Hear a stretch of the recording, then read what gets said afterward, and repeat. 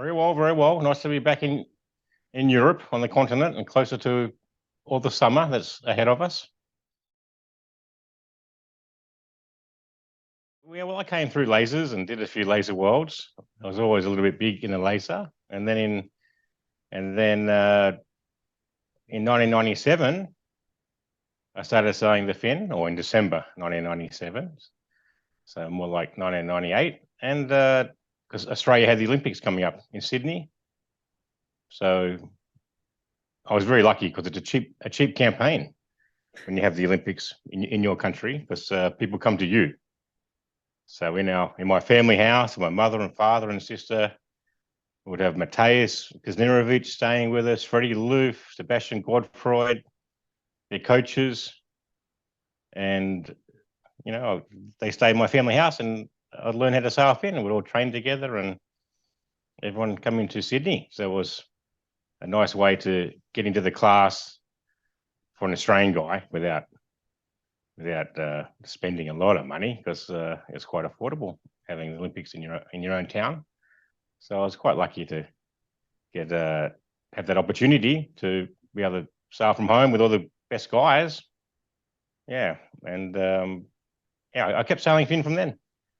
Yeah. So then, as we know, the fin has no age limits.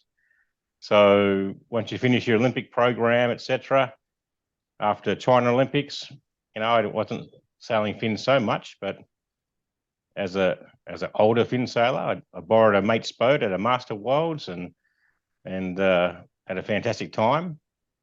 Was that in Denmark a few years ago, the Master Worlds, and I was fourth overall, second master or so, and so I bought a boat while I was there and took it back to Norway, and I bought a boat from my Czech mate, Michael Meyer, big Czech mafia, Czech one, and a good man, always looks after his fin buddies. And I got back into it again, and it's perfect cross training for all the big boats that I sail to and stuff like that. So I feel much more comfortable on a big boat after sailing my fin to keep that little dinky feeling and skills. And so I'm back in the fin, enjoy the fin. I do fin whenever I can, for the love and for the fun and for the cross training and skill maintenance, maintain the skills. Down to Garda, I hadn't been to Garda for many years to sail. I've been there coaching a little bit of coaching with the 5.5s and things, but I hadn't sailed the fin there, I don't know, 10 years or something. So I was very excited to see all my Italian buddies and the beautiful Lake Garda. It's an iconic place, for Australians. Garda's like on the bucket list. You must do regattas there. Yeah, like back in those days, we didn't have as much support from the federation, and or maybe I wasn't good enough to get all the support. But yeah, like I always relied on training partners and who are my good mates. So that's what I would always suggest to people. Always have good training partners. It's hard to always rely on coaches, for long term if you're in the team or not in the team or whatever's happening in your life. But good training partners are always there when you get good friends in the fin class. We also are by ourselves, so the fleet's quite close, because your competitors are your colleagues and your training partners.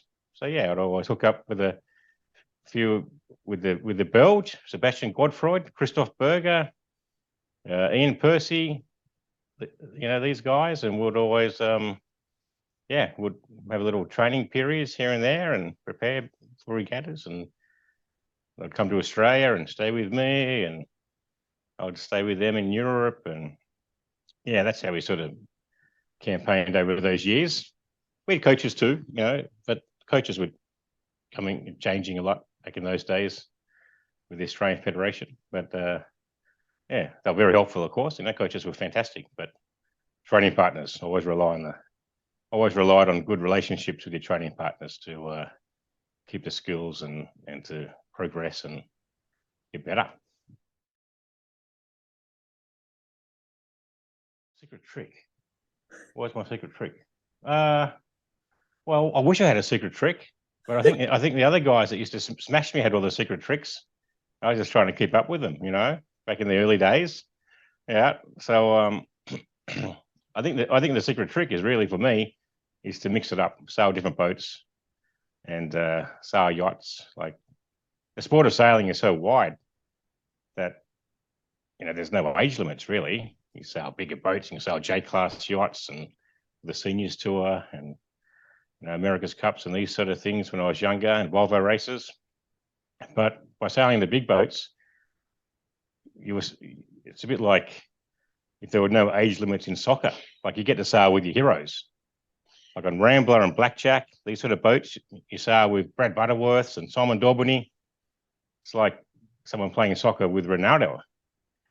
It's you get to sail with your friends and your heroes from a different generation, and then you jump back in the fin and you're motivated because you've had time out of the fin, so you're enthusiastic to sail solo and do your own little campaign. So yeah, I didn't really sail 4-year campaigns. I was always sailing a Volvo or America's Cup, and then I'd cram for the Olympics in 2 years, and I qualified 3 times, fortunately, but I didn't always have the best preparation because I was sailing big boats in hindsight, as far as Olympic class dedication. But mixing it up was fantastic as a sailor, to be whole and complete and to touch on all the aspects of yachting, from ocean racing to match racing to cup racing in those days, and it all developed from the fin class. Yeah, and at the end of those campaigns, I'll jump back in the fin and try and qualify again. So that's the sort of cycle I went through for those 3 campaigns that I did. Yeah. I like the freedom of solo, and I guess my weakness on the big boats is communication. I'm not as strong a communicator as I would be if I just sailed big boats all my life, I guess, which I have. But just the fin, you don't need to talk to anyone. You just talk to yourself. So, and you make all the decisions yourself, and it becomes instinctive to execute but not discuss. So that's the hardest part, really, for maybe a laser sailor or a fin sailor, to sail in a bigger group, on a bigger boat. So, but it's healthy to do, and it's healthy to mix it up. Yeah. Good to see some young sailors. So I've never seen the class so strong in Australia. It kind of feels like not being an Olympic class has kind of increased the numbers in the fin. It feels a little bit like that when I go to regattas now, because there's just so many masters, I guess, but maybe not a lot of younger sailors coming in. So the Australian Fin Association it's always been run quite well, but it's really at the top of their game right now, and they're encouraging young guys into the sport, and so we have some donations and things from the fleet to give to the younger sailors from the Australian fleet, to some money to give to the younger sailors to help them represent at the Silver Cup. So at the Victorian States that I just did before I left Australia, I found a whole bunch of old sails, and old sails for me, but newer than what the young guys were using. So I gave them all some sails, and to keep them ripping around on the water for a little bit longer and better preparation. But for them, but our federation, I mean not our federation, our association, our Fin Association in Australia will support 1 or 2 of the junior fin sailors from Australia to compete at the Silver Cup. So yeah, there is some young blood in the class, and they're coming from the laser. There were like 16 to 19-year-olds in Victoria at those states, and they were sailing it like a laser downwind, a little bit, but they'll work it out. Laser skills are good. They'll cross it over to the fin soon and be a bit more active with the pumping and stuff. Yeah, it's healthy to see the young guys out there. Well, training partners. Get some good training partners or some friends. You don't need to train with the best. You just need to get another fin sailor that's as dedicated as you are to the sport and work together. And you just progress so much quicker than sailing solo or sailing with other boats in an unstructured way. If you have a training partner, you can be in a group of boats and still what you're testing or what you're using or what you're setting up or how your boat's set up, and you progress. It's a shorter track to get fast, I reckon. So yeah, training partners, good training partners, good friends that you can train with. Yep. Yeah. We'll be doing some fin sailing this year, but the boat I sail in Australia that I do the Hobart races on, the Sydney to Hobart race. I've done 23 Sydney Hobart races. That's what we do in Australia at Christmas. We do the Hobart race. That's what we do on the day after Christmas. The Hobart race starts. It's a 600-mile race from Sydney to Hobart.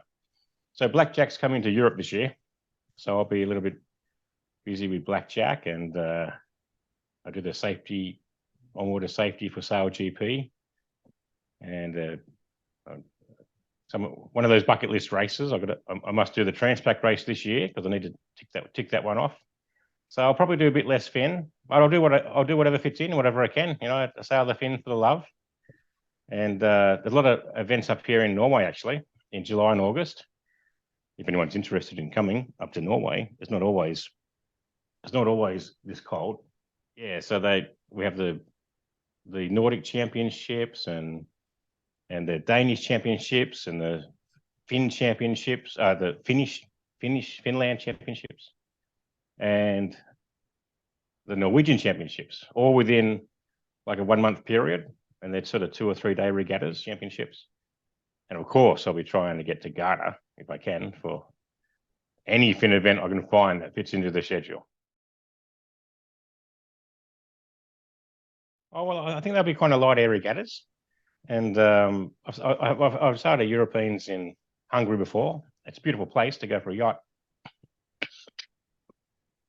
But it's quite light airs. When I was there last, it's a big lake. I know you Europeans, man. You guys love a lake sail, so you have a lot of strong lake sailors, and it's a great venues for masters to lakes because we have a lot of different size sailors, and the fin can accommodate a wide range, a wide crew weight range.